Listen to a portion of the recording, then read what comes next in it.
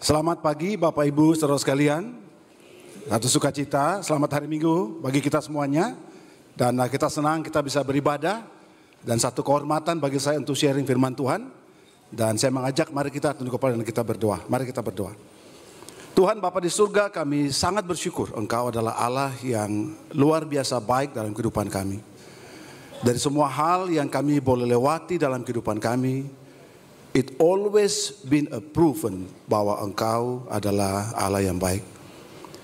Tolong kami Tuhan untuk terus bertumbuh dalam pemahaman kami akan Engkau. Karena kami percaya semakin kami memahami Engkau, kami tahu bagaimana kami harus hidup sesuai dan kehendak Engkau. Tetapi lebih daripada itu, kami tahu bagaimana membangun hubungan dengan Engkau, mengasihi Engkau, dan mengasihi satu sama lain. Sertai agar firman yang kami akan pelajari pada pagi hari ini bisa membantu kami memahami Engkau lebih lagi Tuhan. Dan pada akhirnya bisa mengubah paradigma berpikir kami, bahkan hidup kami. Dalam nama Tuhan Yesus kami berdoa dan mengucap syukur. Amin. Tema kita di bulan Agustus seperti biasa yang sudah dibicarakan selama 4 minggu terakhir ya. Dan saya khotbah yang kelima daripada khotbah tentang the love is the greatest is love. Dalam 1 Korintus 13 dikatakan begini, demikianlah tinggal ketiga hal ini, yaitu iman, pengharapan dan kasih, dan yang paling besar diantaranya ialah kasih. Nah, kita sudah dengar 4 kali khotbah dan kita percaya bahwa ini kalau kelima tidak mengubahkan kita keterlaluan, oke? Khotbah pertama adalah khotbah ketuhanan yang Maha Esa. Khotbah kelima adalah keadilan sosial bagi seluruh rakyat Indonesia. So, jadi berarti ini khotbah tentang keadilan, gak saya bergurau. Saya berharap kalau sudah 5 kali khotbah itu kalau tidak berubah keterlaluan ya. Jadi hari ini saya mau bicara tentang bagaimana kita memahami the greatest is love. Nah, ada satu lagu, pernah dengar lagu ini? Ini dinyanyikan untuk mengenang Muhammad Ali, sebenarnya judulnya The Greatest, tahun 77-an. Nah, saya mau bernyanyi bagi kita semuanya dengan model seperti apa? Model George Benson atau model Whitney Houston? Pilih yang mana? Whitney Houston. Iya. Pasti kalau kita baca kita pasti wah ini lagu luar biasa, betul atau tidak? Tetapi menarik adalah kalau kita perhatikan dikatakan begini, the greatest love of all is easy to achieve. Saya tanya, memang gampang tuh mengasihi? Is easy to achieve. Dan dia bilang dimulai dari apa? Learning to love yourself, it is the greatest love of all. Cantik kata-katanya. Tetapi kalau kita bandingkan dengan Alkitab, ini susah dilakukan, betul atau tidak?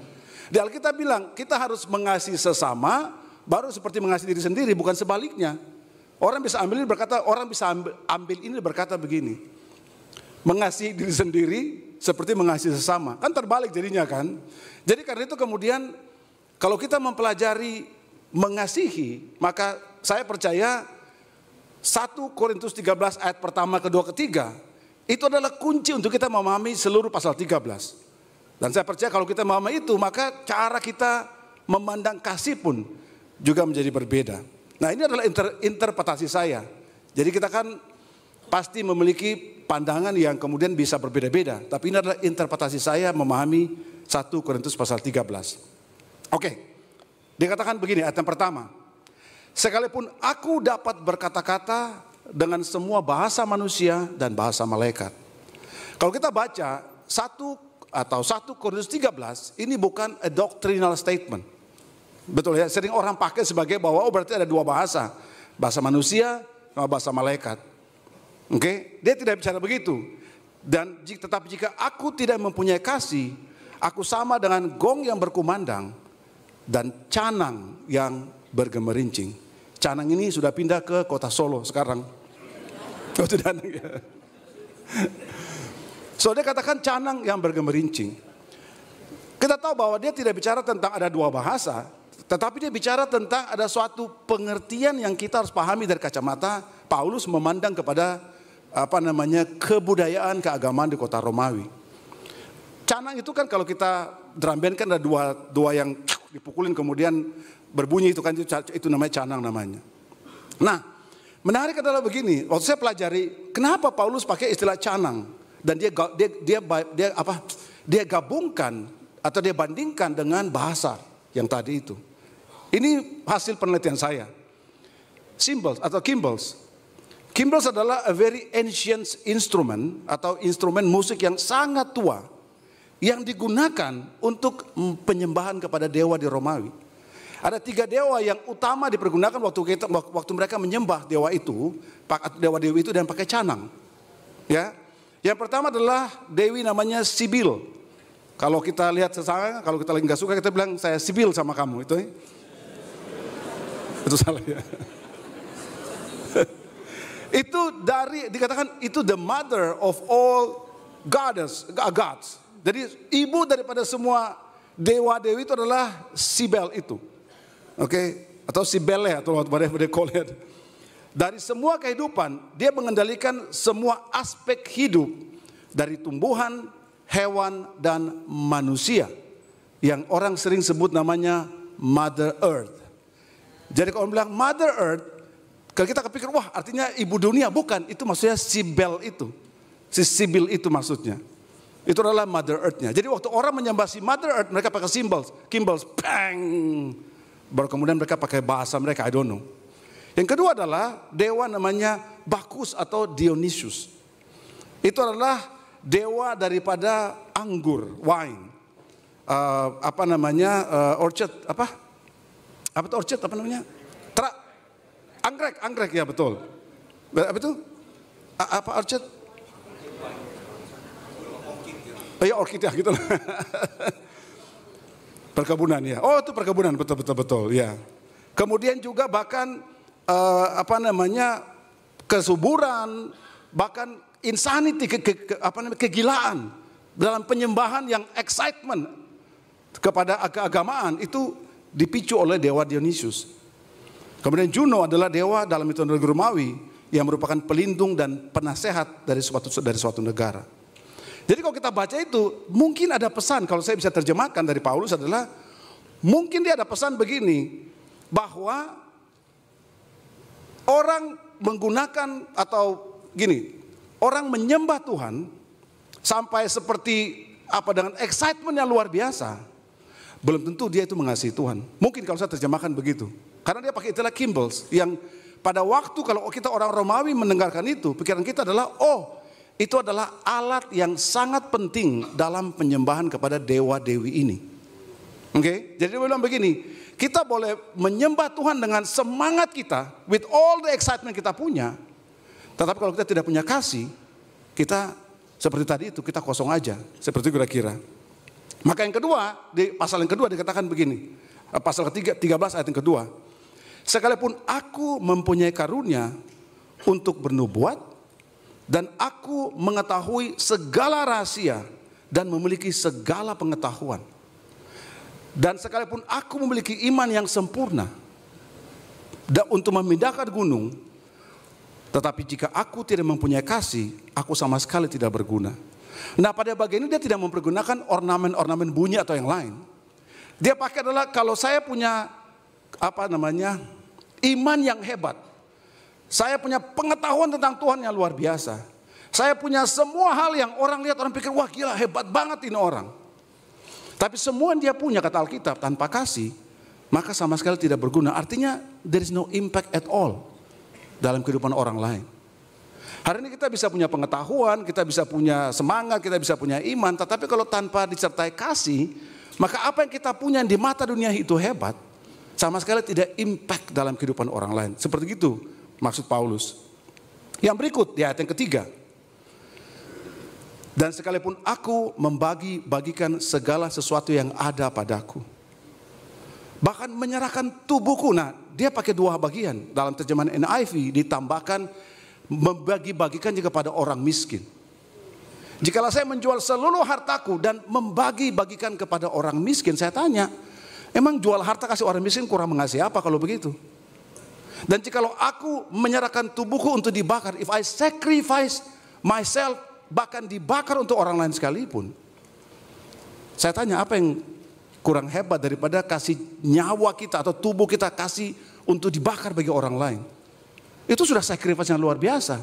Tapi Paulus bilang, Tetapi jika aku tidak memiliki kasih, sedikit pun tidak ada faedahnya bagiku. Jadi yang tadi punya pengetahuan iman tidak berguna bagi orang lain, sekarang all that you give back, if you sacrifice, nggak ada pengaruh bagi dirimu sendiri. There is no use for yourself. Nah, inilah kemudian menurut saya the very basic sebelum kita go to the love itu sebenarnya. Karena kalau kita memahami ini, maka pengertian love di bawah itu jadi masuk akal. Coba kita rangkumkan sekali lagi pengertian itu. Dikatakan begini, kalau kita punya worship dengan excitement, menyembah Tuhan dengan semangat itu seperti kayak Dionysius maupun juga Sibyl itu, dia bilang kita boleh punya all the excitement dalam kita menyembah Tuhan, but that doesn't mean bahwa kita mengasihi Dia. Betul lah, kita boleh nyanyi sampai berjingkak-jingkak seperti kayak orang, wah semangat banget. Tetapi tindakan kita menyembah Tuhan dengan all the excitement, belum tentu kita mengasihi Dia. Kita boleh punya kerohanian yang sempurna, perfect spirituality. Kita boleh punya semua pengetahuan, baca Alkitab dari ujung sampai ke ujung. Dari Kejadian sampai Wahyu berulang-ulang, kita boleh punya semua pengetahuan. Tetapi kalau pengetahuan atau iman yang kita punya tanpa kasih, maka impactnya nggak ada sama sekali bagi orang lain.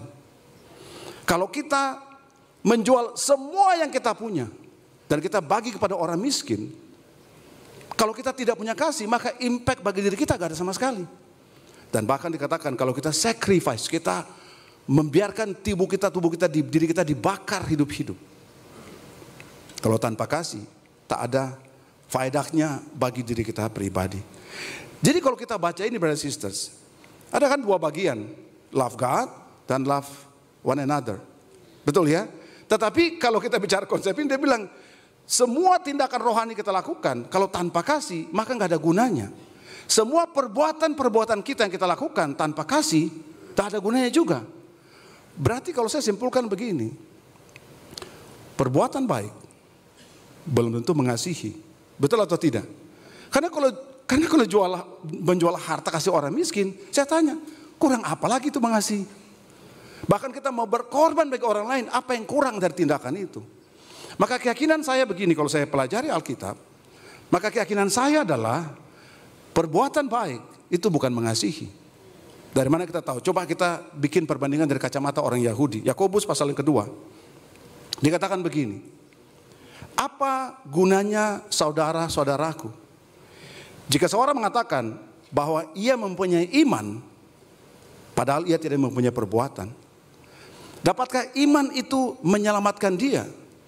Jika seorang saudara atau saudari tidak mempunyai pakaian dan kekurangan makanan sehari-hari, dia bicara orang membutuhkan, dan seorang dari antara kamu berkata, selamat jalan, kenakanlah kain panas dan makanan sampai kenyang, tetapi ia tidak memberikan kepadanya apa yang perlu bagi tubuhnya, apa gunanya itu? So, perhatikan apa gunanya itu dengan kita baca 1 Korintus 13 tadi.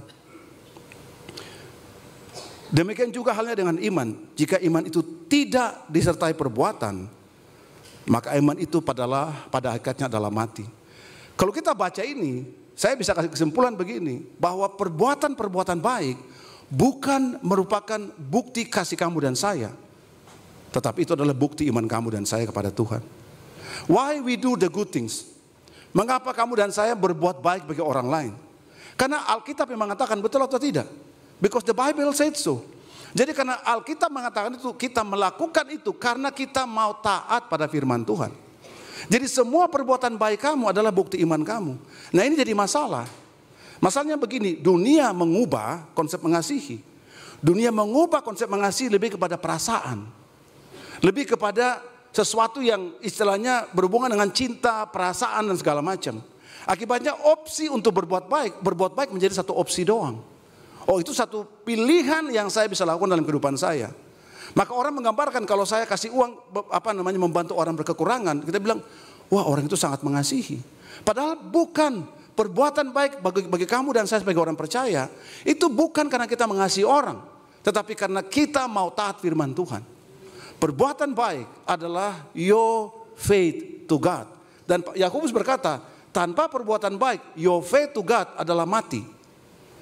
Dan kalau iman kita mati, jangan bicara soal keselamatan.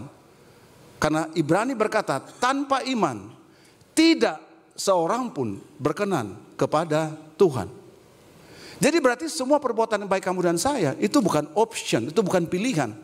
Tetapi itu merupakan bukti bahwa saya beriman kepada Tuhan. Jadi tanda saya beriman kepada Tuhan adalah saya tunjukkan dengan perbuatan baik saya.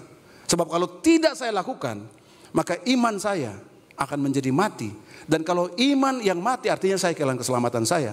Karena tanpa iman tidak seorang pun menyenangkan Tuhan. Yang saya bilang ini jadi masalah. Karena dunia mengubah. Yang namanya mengasihi itu kan waktu kita datang melayani segala macam. Itu bukan mengasihi, itu tindakan iman kamu dan saya. We do it because the Bible says so. Tidak seorang pun di antara kita sini capable melakukan perbuatan baik. Tapi hanya firman Tuhan yang memampukan kamu dan saya.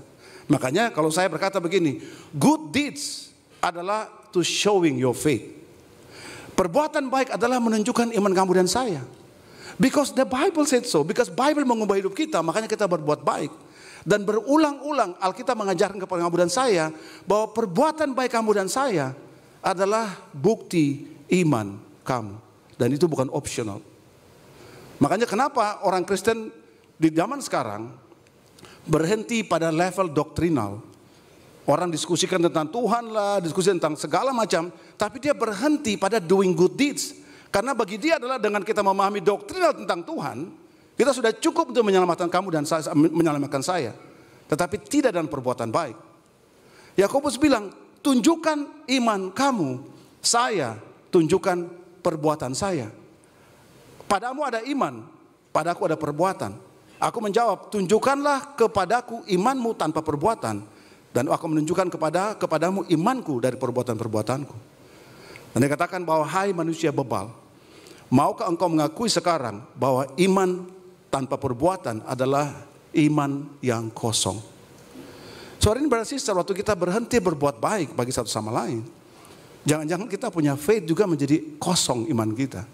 Lebih dari itu iman kita menjadi mati.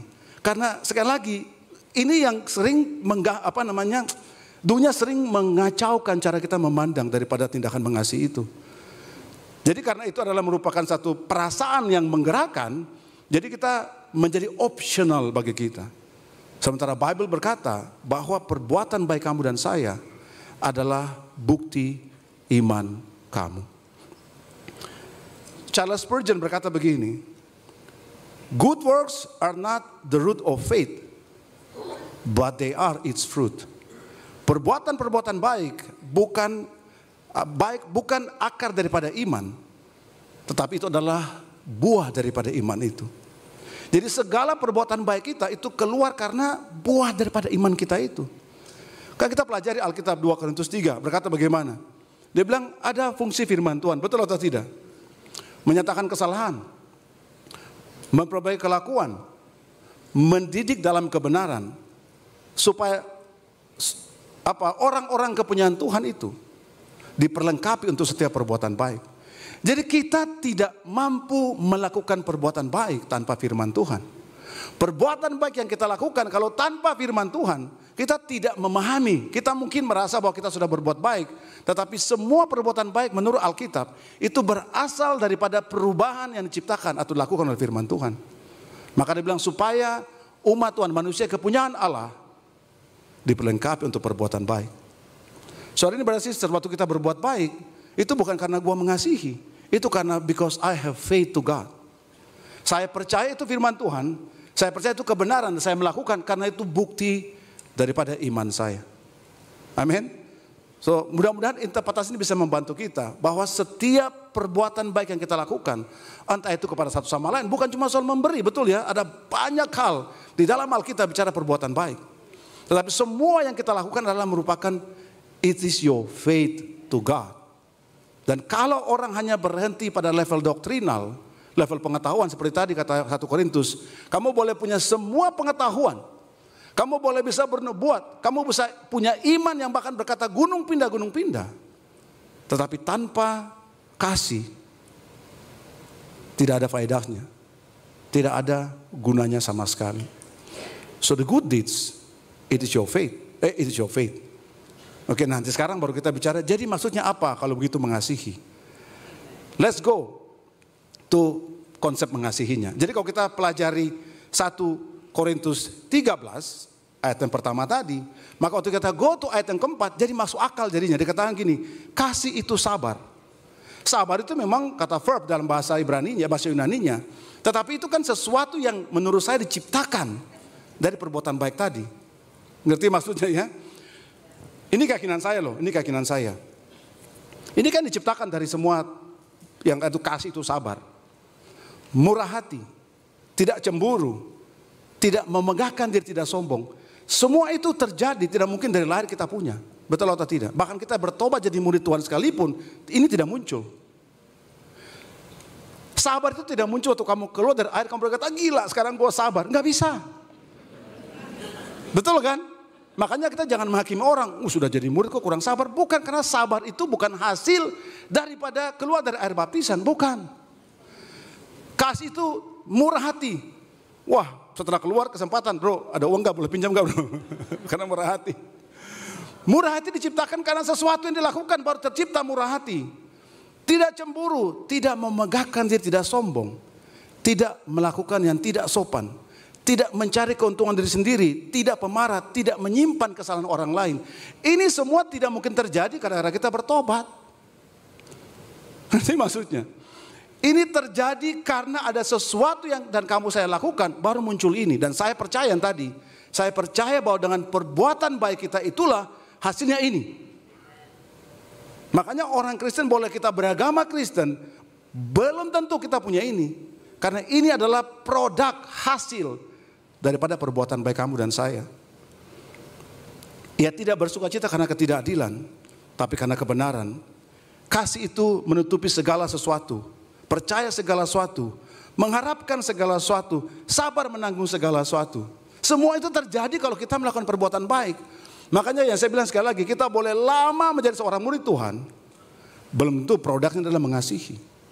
Tapi kalau kita menjadi murid Tuhan, diperlengkapi untuk berbuat baik, the more we do that, maka yang muncul adalah yang tadi ini, sabar dan sebagainya dan sebagainya. Kasih tidak berkesudahan, nubuat akan berakhir, roh, bahasa roh akan berhenti, pengetahuan akan lenyap. Semua akan hilang, tetapi yang terbesar adalah di ayat yang ke-13, but the greatest of these three adalah dikatakan yaitulah iman. Nah, menarik adalah sini brothers and sisters. Kan kita selalu berhenti di pasal 13 kan. Sebenarnya pasal 14a itu merupakan sambungan. Cuma karena waktu dia bagi itu dia langsung pisahkan pasal 14 terpisah. Sebenarnya kejarlah kasih itu merupakan bagian daripada ayat yang pasal yang 13-nya. Follow after love. Beda antara kita follow love dengan follow after. Follow love itu berarti kita mengikuti seseorang, kita di belakang orang itu. Literally kita jalan di belakang orang itu. Follow after berarti adalah kita menjadi mirip seperti orang itu. Jadi Paulus berkata bahwa follow after love, follow the way of love. Kejarlah atau ikutilah kasih itu, dalam konteks adalah berubahlah kita menjadi orang yang mengasihi.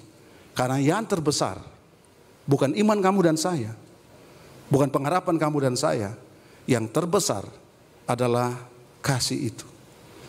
Hari ini waktu kita berbuat baik, waktu kita berhenti berbuat baik, saya kasih tahu kepada kita, yang tadi unsur kasih itu nggak akan muncul dalam kehidupan kita.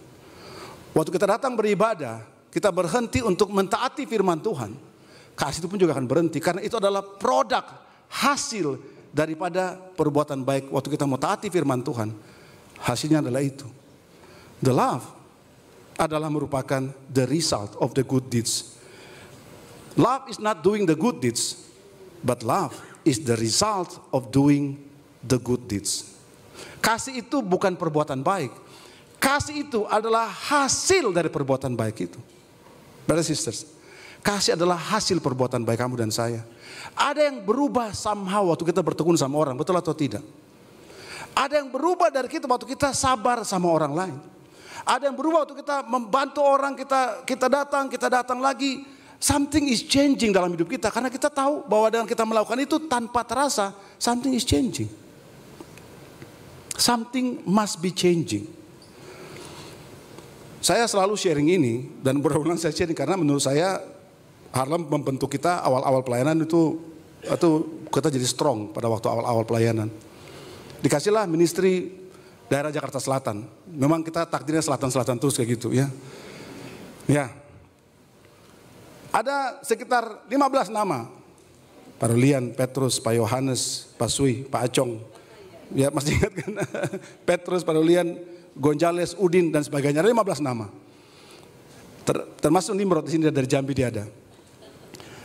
Saya kan orang akademik dari kampus. Ini dosen, namanya dosen kan ngomong mahasiswa datang, betul atau tidak? Saya datang ke rumah orang, mana ada begitu. Mereka semua lemah. Oke, mereka semua lemah. Jadi 15 orang datang gereja cuma 2 orang. Saya perhatikan ini muka 2 orang, yang 13 nggak tahu di mana. Jadi saya datang ke tempat mereka. Lebih parah lagi, ini zaman dulu ya tahun 99 ya. Sudah lama begitu jual VCD porno lagi. Zaman itu, jadi saya datang, saya sengaja memilih. Saya dengan purposely memilih pada saat orang pulang kantor. Karena itulah orang pasti mau beli VCD porno kan saya sengaja gini. Saya berdiri di depan lapaknya mereka di daerah Blok M, sekarang jadi Blok M Square sekarang. Dulu namanya apa? Plaza Aldiron. Terus dia datang gini, "Lai, maksudnya ada nggak barangnya?" Dia begini. Ada orang, dia gini. Maksudnya ada saya di samping, saya pura-pura bego aja. Dia kesel karena nggak laku, karena itu yang paling laku kan pada waktu itu kan, VCD porno itu kan. Jadi kesel banget sama saya. Dia kesel banget. Saya buka Alkitab, bro.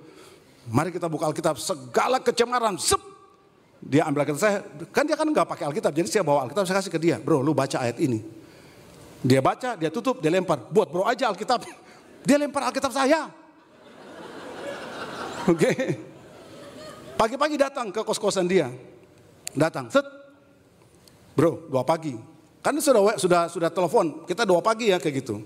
Dia jawab nggak jawab, gue datang aja lah pokoknya kayak gitu. Datang pagi-pagi dia datang, itu Blok A itu kan daerah itu kalau hujan sedikit aja becek dan baunya luar biasa. Jadi kita jalan harus pakai raket kecil, naik raket kecil baru jalan. Kalau enggak kaki kita bau, itu kan hitam dan bau sekali. Dia naiklah raket ke seberang, hujan dikit aja pasti banjir di situ. Sampai si bapak itu lagi tidur. Saya bilang, bro 2 pagi. Dia gini, hah? Dia tidur lagi dia. ya udahlah, saya tidur lah. Saya baca Alkitab di situ segala macam. 1 jam lebih dia bangun. Bukannya kayak apa kabar bro? Dia ke belakang langsung. Hah? Dia keluar kapal api, dia bikin kapal api. Dia masak Indomie, itu kan 1 jam juga kan prosesnya kan. Dia makan, nggak tawarin saya. Dia nggak tawarin. Minum kopi sudah itu dia sudah kenyang. Dia bilang, jadi mau apa kau? Kata, jadi mau apa bro katanya. Gitu, kan kita doa pagi. Ya udah kita 2 pagi lah. Dia pun doa, dia tak mau doa. Pokoknya begitulah kira-kira. Saya datang mereka sembunyi. Saya datang mereka sembunyi dari saya. Aduh, maksud saya gini, saya dosen dulu, mahasiswa suruh saya datang sekarang mereka tolak saya, itu maksudnya. Tapi one day cara Tuhan bekerja. Adiknya kenal sakit hepatitis A, waktu itu sakit kuning lah kira-kira begitu. Dan saya datang, saya bawa jus, saya segala macam, saya layani segala macam. Mereka lihat, mereka berubah. Dan kemudian mereka tinggalkan semua lapo-lapo itu. Jadi semuanya, Petrus, Parulian, Ujin, Gonzales, semua mereka jual semua itu lapo-lapo itu. Dan mereka semangat bagi Tuhan, amin. Sampai sekarang kita masih have a good contact sama mereka. Waktu saya pindah ke Bali, iyalah orang kan punya struggle sama sana sini ya. Kita balik Jakarta, saya punya telepon, saya teleponlah namanya Petrus namanya. Petrus, dia kaget, dia dengar suara saya. Dia sudah pulang di Pengururan. Pengururan apa namanya, terserah. Mereka orang Batak protes, apa salah sebut. Saya telepon dia, terus, kamu di mana? Terus di sana nangis. Saya nggak ada bapak saya katanya. Maksudnya saya di itu bapaknya dia kayak gitu. Jadi dia pulang kampung karena dia kehilangan saya waktu kita pindah ke Bali, itu maksudnya. You know, I always cherish that moment bahwa love never fail itu maksudnya itu. Tetapi apa yang terjadi dari ciptakan setelah peristiwa itu bagi saya lebih sabar hadapi orang, walaupun gak sabar-sabar amat juga sih sebenarnya.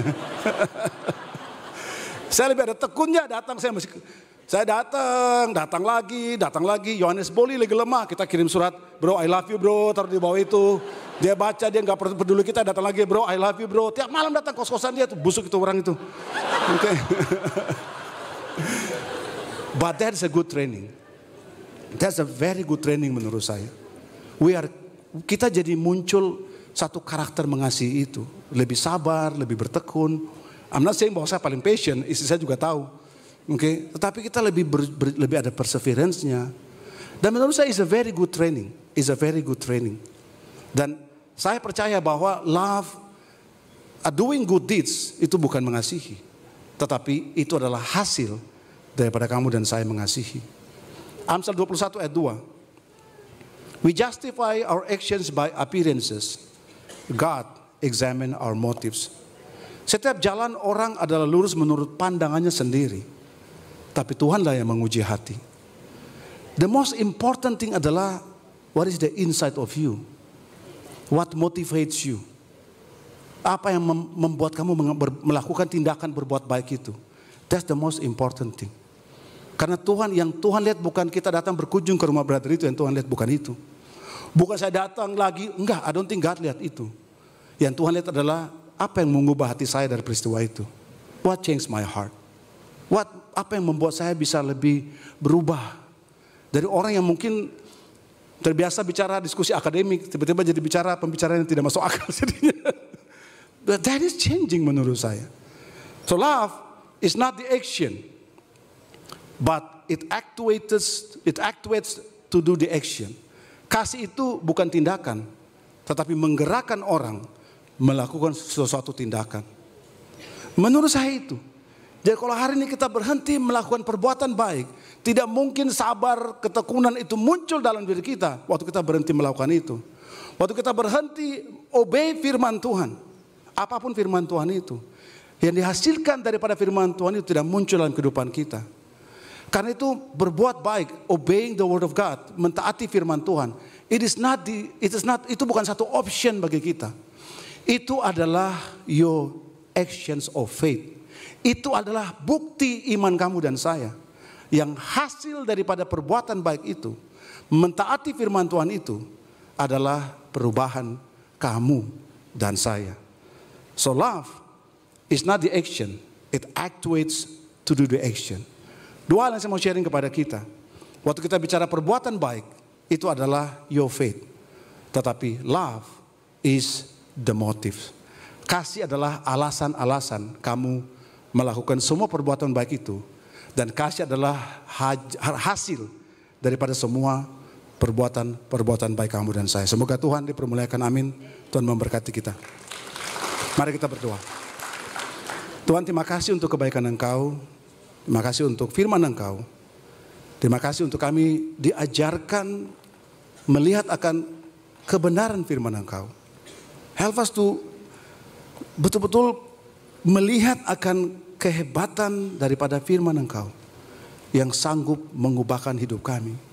Bahkan sesuatu yang dari dalam, yang susah untuk diubahkan.